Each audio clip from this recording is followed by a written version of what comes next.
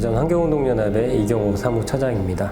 금강정비 사업은 보통 이제 4대강 운하라고 하는 이름으로 더 잘 알려져 있는데, 이명박 대통령이 당선이 2008년에 되고 나서 실제 추진이 되죠. 금강, 영산강, 낙동강, 한강 이렇게 4개의 강에 16개의 보가 완성이 됐어요. 이 과정에서 사실 환경영향 평가는 거의 부시화, 무력화 이렇게 되었고요. 4대강 살리기 사업 목적 중에 하나가 수질 개선, 그 다음에 물 확보 이거였는데, 수질은 개선된 게 아니라 오히려 악화됐고, 실제 담아준 물은 쓸 수가 없는, 물은 있지만 쓸 수 없고 실제 쓸 물은 더럽고, 이런 일들이 발생하죠.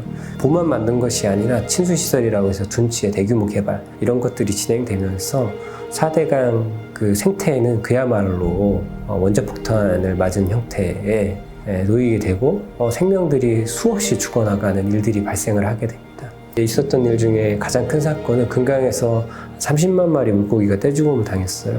한 15일 정도 매일 새벽마다 수만 마리의 물고기가 백제보 하류에서 떠올라는 일들이 일어났었고요. 큰비디기벌레라고 태형동물인데 좀 징그럽게 생기기도 했고, 악취도 많이 나는 그 벌레가 4대강 전역에서 발생하면서 문제가 되기도 했고요.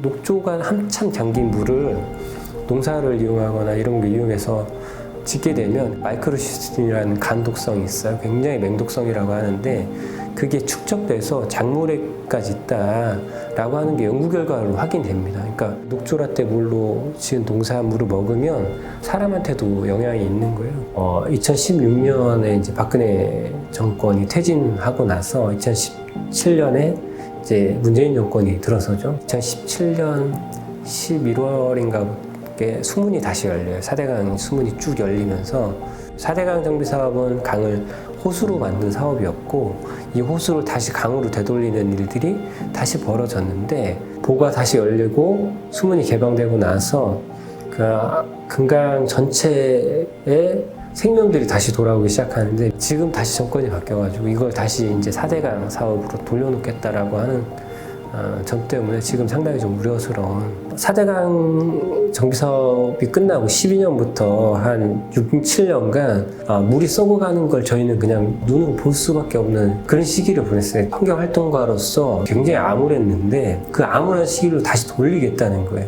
이걸 좀 막아야 되겠다라고 하는 게, 또 하나는 보가 지금 3개 있기 때문에 이게 다 수문으로 이루어진 게 아니라 일부는 시멘트 구조물로 막혀 있습니다. 생명의 강이 되기 위해서 이 일부 막혀 있는 것까지 다 열려야 된다라고 하는 게 대전환경운동연합의 입장이기도 하고요. 환경활동가들이 가진 숙제이기도 합니다. 미래의 강의 모습은 흐르는 강이다, 이렇게 저는 보고 있습니다. 강변의 모래를 한번 밟아보는 기회들을 좀 마련했으면 좋겠다라고 하는 생각을 좀 갖고 있고, 그 기회들을 좀 함께 해주시면 좋겠다라고 하는 생각이 있습니다.